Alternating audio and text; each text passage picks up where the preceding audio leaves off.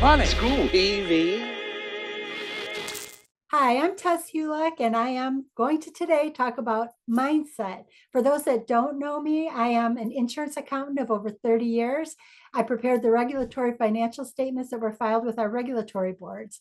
When we went into lockdown, I ran across this concept that even though I worked in the insurance industry, I wasn't aware of.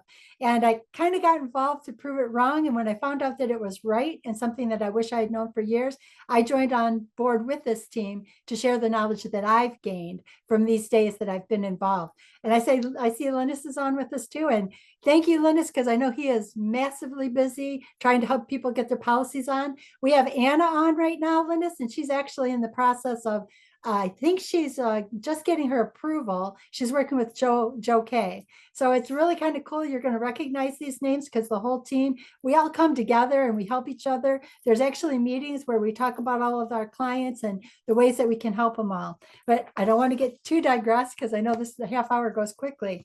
So today, kind of what I wanted to talk about is the lens that makes you rich, or unlocking the idea of moving forward in this process, changing the lens. And that kind of was an important way to word this. For those that don't know, I'm calling it mindset, but if you followed me at all, you'll know I hate the word mindset. And the reason I hate the word mindset is I, at one time, and I don't know if you'll even be able to see this, but I, at one time, was that person. In August of 2016, I was that person. So I had to change a lot of things about myself to get to where I'm at here today. And everybody in those days was talking to me about this thing called mindset. How do you change your life? How do you get back control of your health? How do you get back control of your weight? How do you get back control of your finances? How do you build better relationships? And everybody had the same word. It was mindset. It's a word that everybody hears, but it was something that I never really understood. And it wasn't until we went into lockdown that I started applying techniques to shift my mindset. So I'm always thinking about a different way to word that. And part of the blessing to me is being around this crew and trying to talk to so many clients that it's given me a perspective or an idea to try to look at it differently. And one thing that I've learned is that we all approach things differently. So we have to be open to, I may say something that doesn't resonate, but maybe Mike Samet will say it in a different way, Linus will say it in a different way, and it will resonate. And one thing that I'm finding, even within my own unit that is local here, people need time to process stuff. So the one thing that was probably the greatest benefit to me at the time that I was going from a BMI of over 60 and nearly 400 pounds to try to get to who I am now 10 years later is that I had to shift mindset. And I know I don't like that word mindset. So the way I'm looking at it now is I was involved with a bariatric surgeon online during that lockdown time, and he talked about something called fat filters. And they're kind of to me like lenses. So it's a bunch of programs, almost like like you think of a computer drive and there's little sections and each section has information on it. So our minds are probably the most advanced computer that you'll ever see, and they're full of information. And I think why so many people struggle with this process is that we have lenses. So almost like glasses, sometimes you'll see me with no glasses, which means I'm wearing contacts, or sometimes you'll see me with these glasses or one of probably three other pair. I'll kind of share this because this is funny, but just the idea of different glasses. I went in one day for an eye checkup and I put on these sunglasses, that they're just sunglasses. And the woman behind the counter looked at me and said, "Those are awful," and walked away. And when she said they were awful, I'm like, I am not being led by somebody behind a counter, and I bought them on the spot. But what it made me realize is we have to take chances sometimes. They're just a playful sunglass that I can wear. They're playful, they're fun. But it was an awakening to where I didn't let somebody else tell me what to do. I said, hey, you don't have to like it. And after I go out of this appointment, you and I are probably never going to meet again. So what difference does it make whether you like them or not? Not in a bad way, not angry, not upset, but I had to say, am I willing to walk away from something that is playful and fun to me and makes me feel good because somebody didn't like them? And that's that shift in mindset or that shift in lenses. In the old days, when I was at a BMI of 60, I held on to dear life for everything I thought made somebody else happy. And what I ended up doing is sabotaging myself. So it's that idea of what thoughts do you have in your mind that you're holding on to because people in general don't agree with it? And I'm going to share some of these because I was trying to come up with hooks. So I was actually doing like Chat GPT just for hooks. And some of these are kind of funny. And I'm shocked I'm even going to share them with you, but I will. But it talks about the lens you look through, how perspective shapes your everything. And for me, that's thinking about it. That's where I came up with, I have these glasses. I have a different set of glasses. I have a couple different set of, I have a prescription set of, these are actually lenses that will turn dark if I go outside. I have some that don't turn dark. I have sunglasses that have no prescription in them because I may be outside with contacts in. So there's all kinds of lenses that I can have. Well, this idea of infinite banking, how do we get to the point where we open up to it is we've got to get rid of those lenses that block us from being open to something new. So some of these titles were kind of cute. Okay, I'll apologize to anyone who doesn't take this the right way, but this is what ChatGPT told me. What is a good hook for this idea of mindset and looking through different lenses? It says the 8 inches that change everything, that space between your ears. I go, oh, ChatGPT, you're a little bit funny there. The next one was thought patterns, the hidden GPS of your life. Your mind is the architect. What is it building? Again, you're controlling it. It's behind the scenes, but what can you do to change the programming that's been in there for 50 years?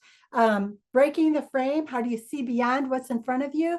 And that's something, I had an aha moment with my mom this morning that I'm going to share. How do you break what you've always known? How do you have the courage to change? How do you stop managing your mind and start leading your mind? How do you take those steps? And I think that part of it, the big part of it is education. And that's why you're all here, is to educate. We need to kind of keep shifting those. And I think that like one for me is education is really important. I did not jump into this as a 30-year insurance accountant who really truly thought it was a scam. And I was going to prove them to be a scam.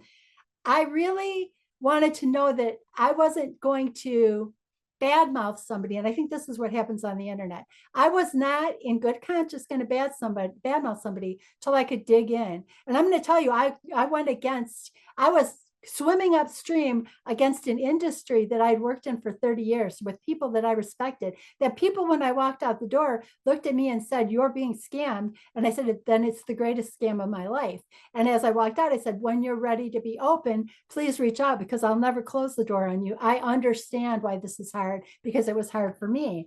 But what ended up happening is through education, through attending live events, through attending training sessions, I started to dig in and I started to find information that supported this. And it also supported why only about 5% ever know about it and the rest don't. Then I started finding people that were using it locally here. I'm a Michigan girl. We have Jim Harbaugh, who is now like NFL coach, but he was our local U of M football coach for years.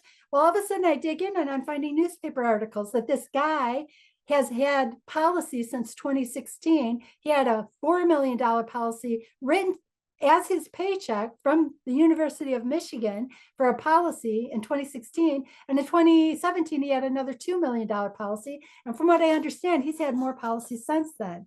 Recently, we found out at one of our insurance things, there's a guy who's got the SEC commissioner's got 50 some of these. So what it made me start thinking about is what caused my change.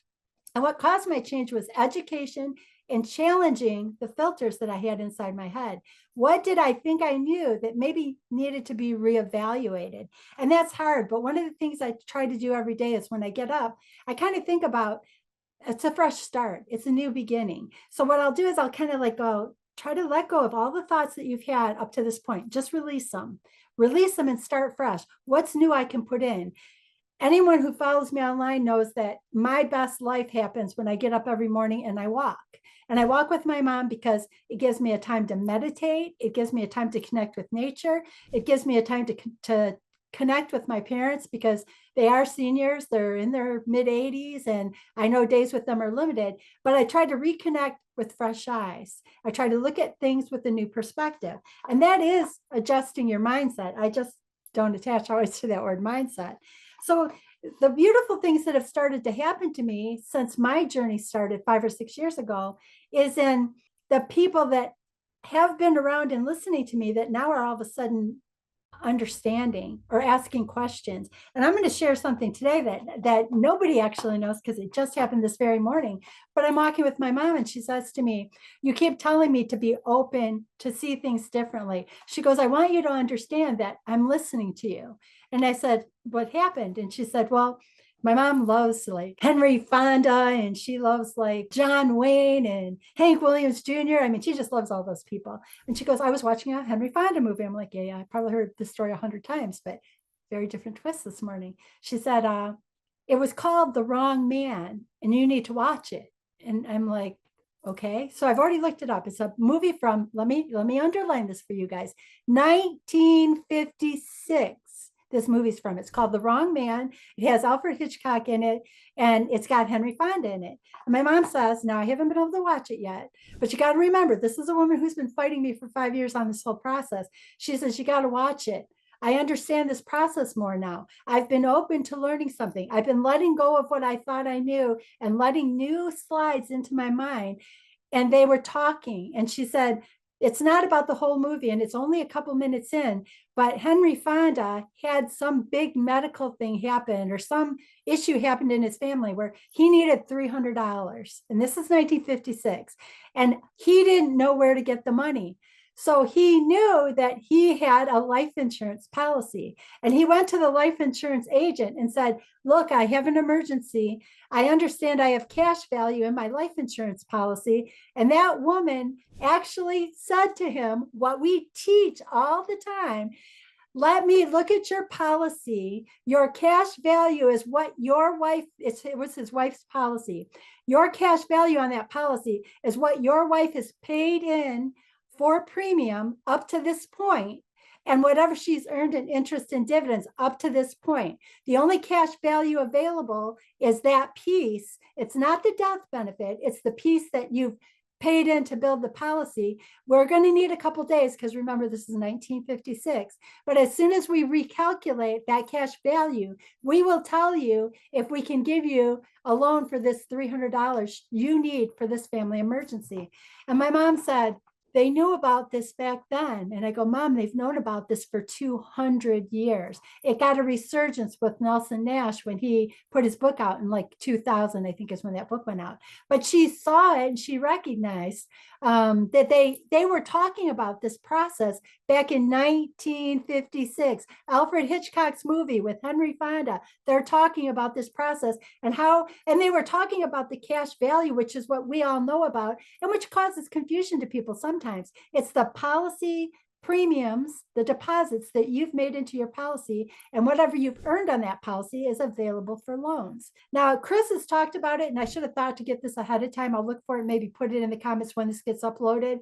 But there was actually a period in time, and I think it might have been in the 1980s, that somebody came through and just kind of threw shade on the whole life idea. And that's kind of when all these other policies came around. But if you look at that time period, what happened is those policies became more dependent on you. So the guarantee became kind of like the IUL idea.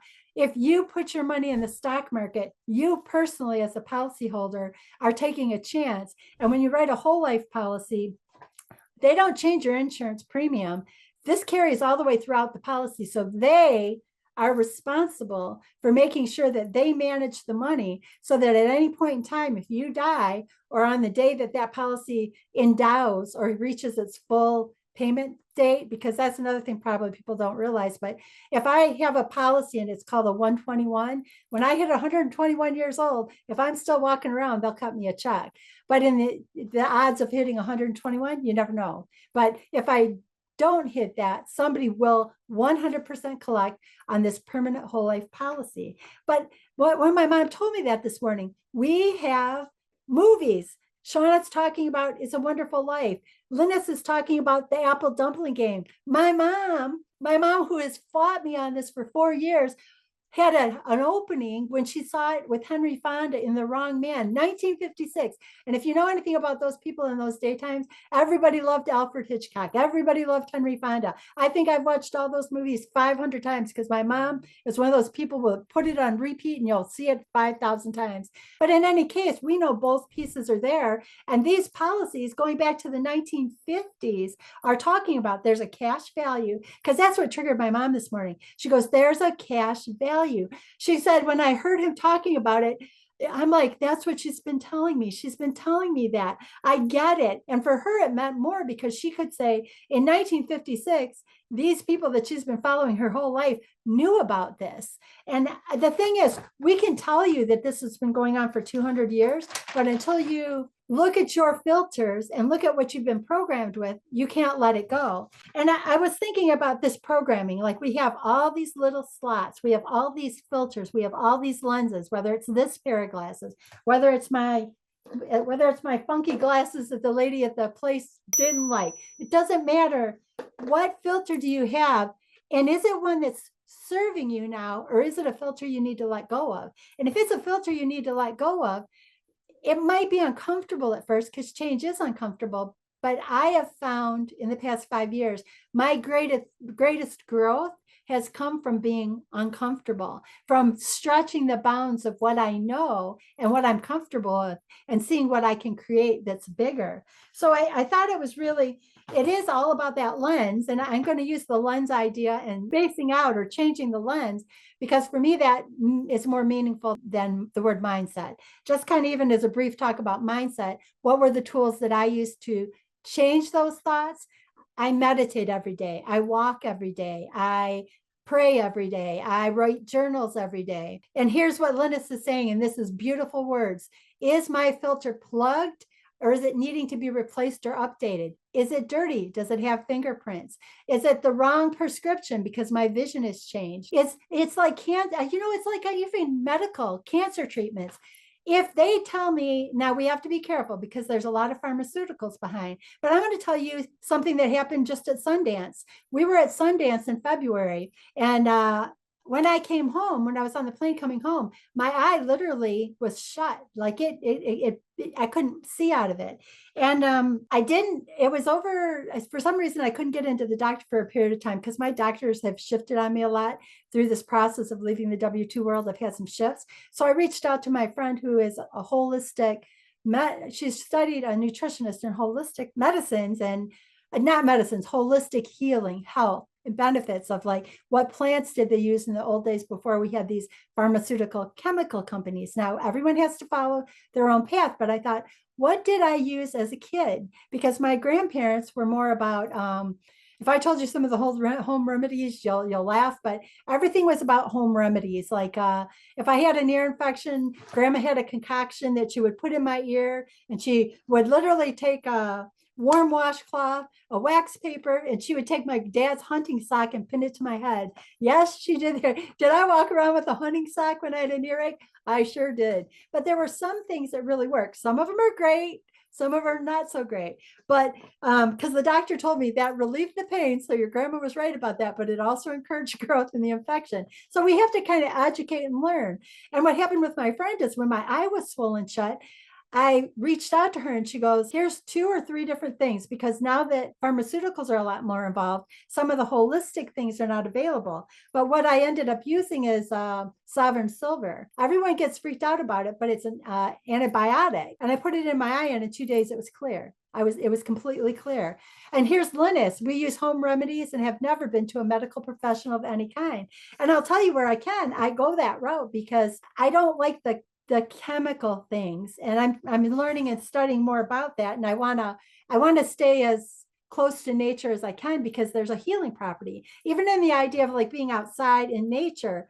I feel like energy, our bodies are energy, the sun is energy, God is, it's surrounding us with energy. When we say we want to heal, we say, God, can you surround me in golden healing light? Can you help me to heal my thoughts so that I can heal my body, so that I can eat healthier? All the tools, whatever ones you use. But we want to put these things into play and challenge. So in some cases, I'm going back to the original, which is the natural way, which is using what God gave us here on this planet. And in other ways, I'm going, they've been telling me in the past 20 years that this idea of infinite banking in the insurance industry is like nothing anybody wants to look at. If I can look at it and I can research it and I can challenge it and I can find that I don't necessarily agree with what they're telling me, then I'm going to change my approach to it.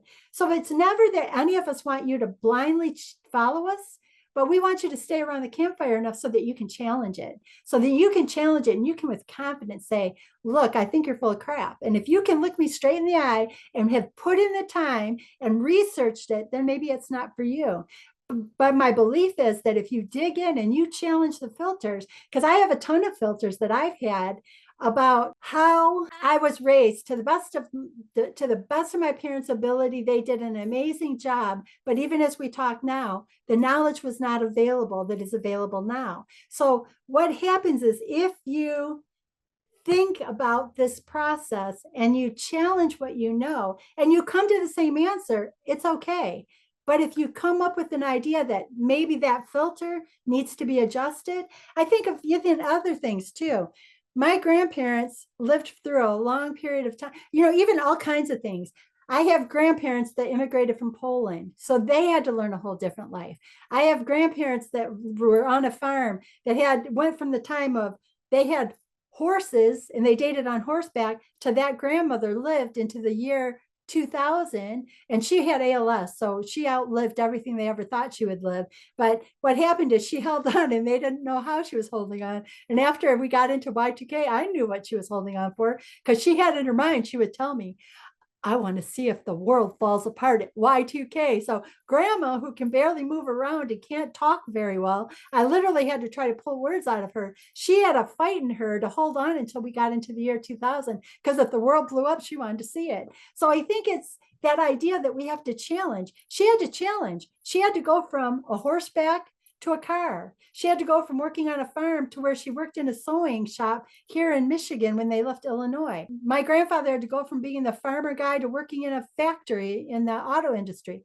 All of the people in our lives have had to make changes and change filters and adapt to a different way of life. So we've got to give ourselves the blessing of challenging what we know, not because somebody tried to mislead us, but because it may not be relevant anymore, or it may be what somebody truly thought was good information, but it's not good information anymore. I can think of dozens of things in my life where that happened. Some of them were great and some of them weren't so great. But if we remain a victim to and we follow somebody, we're at fault for following. Like something my mother and I have talked a lot about is she was raised in a time, and I believe in God and I read the Bible and all of these things. But what her and I have talked about is recently I said, Mom, you were raised in an environment that as a female, you followed what the father told you to do. And I said, my challenge for you now is read for yourself and make your own decision. And she said to me, what a beautiful life it is for her now, because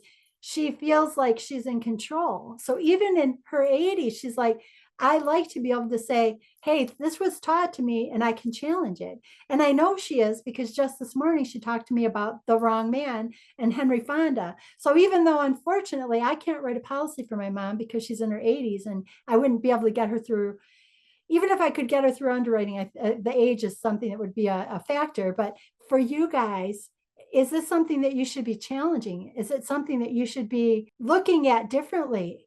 This campfire provides so much information. And I'll tell you, for the first year I was around the campfire, I probably didn't share this with anyone, because even though I understood it and it made complete sense, and I had jumped in and already had two working on my third policy, I had to build some confidence in it. And then once I built the confidence in it, I'm like, why isn't everybody doing this? Why don't we all know about it? And then the longer I was around this campfire, another new slide would come in. Jim Harbaugh. What do you mean Walt Disney? What do you mean now my mom, 1956, this movie with Henry Fonda? What do you mean it's in A Wonderful Life? We've got it, all over the place. If you open your mind and you let the pollution go, like Linus was saying, let the pollution that people have been trying to give you out, which is part of why every day, dump those filters, dump what you've been told your whole life, just dump it, and then let new stuff come in, challenge it, read about it, meditate, pray, and then decide, if you need to take a new approach, because I believe that this is probably the best thing that I've ever done for my, I know it is. It's not that I believe. I know this is the best thing I've ever done. I wish I'd known about it sooner. And the blessing for me are the people that are getting involved now, the people that for 3 or 4 years have been telling me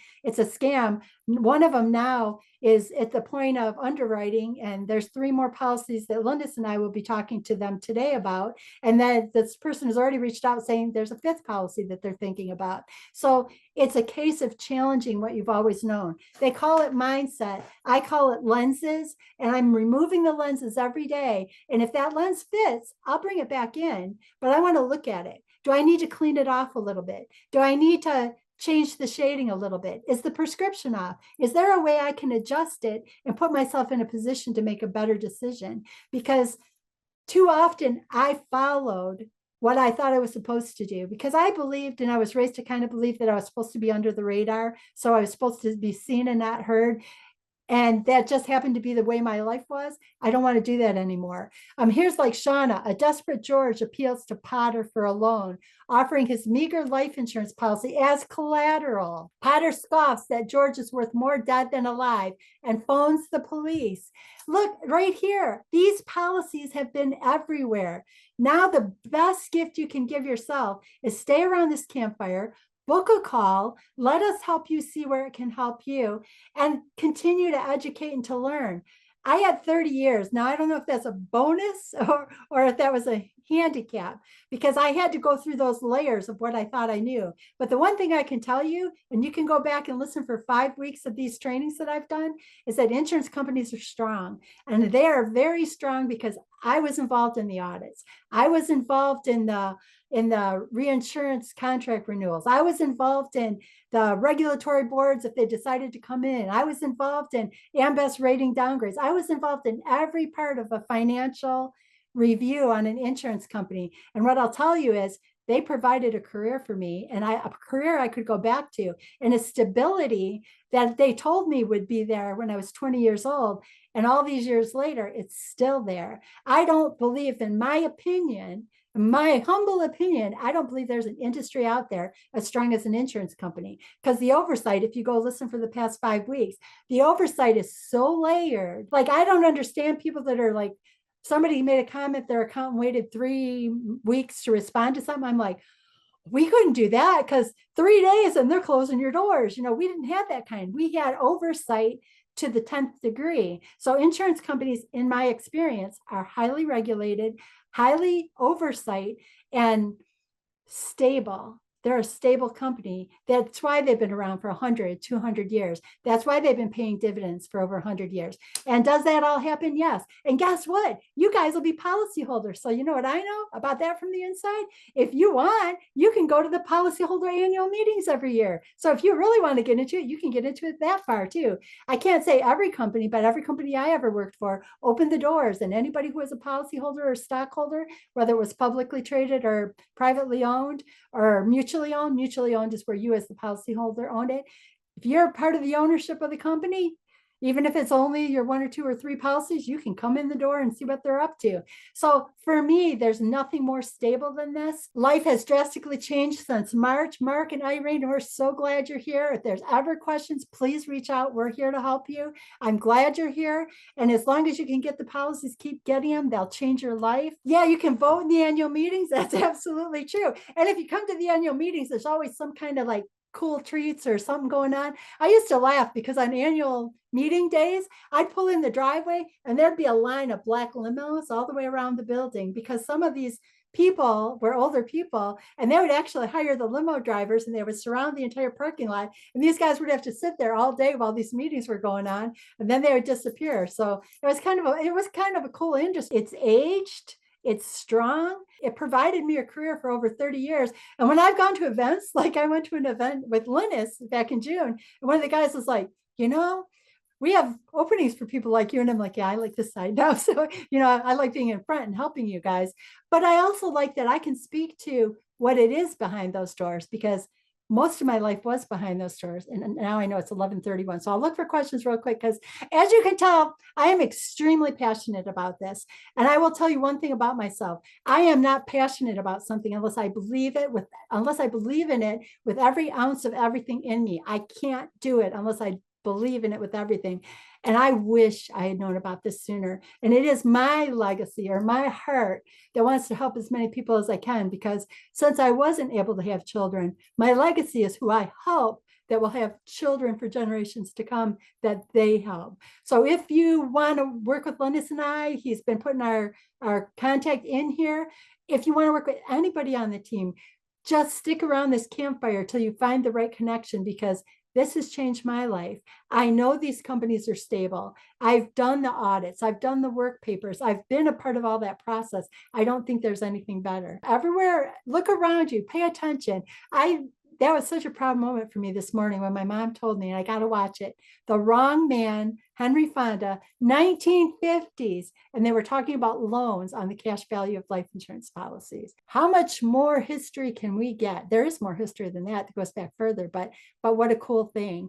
And we were talking about home remedies, and Anna's talking about, yeah, they're getting approvals. Anna's getting approvals right now for a policy. And Anna, welcome to the family. And like you said, if you run into struggles and as you're working on your process, that's the amazing thing about this team, is there's always other avenues, and the team is well versed in what the next steps are. So it's something you never have to give up on. We'll guide you through it, and then we'll give you the pointers or what directions are available to you. Your life, Mark and Irene, their lives have drastically changed. We can book a call. And here's Lisa. Lisa's almost an OG. She is an OG. She's been around from the very beginning. I've been around. Lisa's actually been around longer than I have, probably a month or two. Anna, and Anna, that's a great thing too. Talk about this. Don't expect people to jump on board right away. But if you talk about it, don't push people, because we all know if somebody comes at us and pushes us, we're just going to walk away. But if you just share your experience, then maybe one day you're going to have that conversation with someone like I had with my mom this morning. Yeah, see, and you'll meet people in the classes. Lisa and Anna were in Noah's class in this spring. I've met a lot of people from those classes. And I think that that's what helps you to overcome the objections. Get around the campfire, look at your lenses. Where do you need to change your prescription? Change your prescription. We don't want you to jump in. We want you to feel confident, because we want you to put this process into play so that not only does it carry you, but it carries generations to come. And we're finding, and we'll keep sharing them as we find them, the 1950s, Nelson Nash. We know that it goes back 200 years. Insurance companies go back 100 years or more. I know this. I saw their annual statements. I know how it works. Don't give up until you really have looked at your filters and decided with a solid effort that this is, because I really believe that you'll find that this is where you belong. But if ever there's anything I can help you with, please reach out. This entire team is here to help. And that's what we want to do, is help. So think about your filters. Do you need to shift them out every day? Maybe you're not as bad off as I was. Shift them out and refill them every day with the tools that are going to help you. Don't let them be clogged. Don't let them be dirty. Don't let them be oil filled with the stuff from years ago, because we don't live in that world anymore. So thank you guys. I appreciate you more than you'll ever know. This is my last of the 6-week series, but I'm always willing to come back. So stay tuned. I'm not sure who's up next. I think Stephen may be next week, but know that we're all here for you in any way that we can. So thank you guys, and have a beautiful day. Money. School. TV.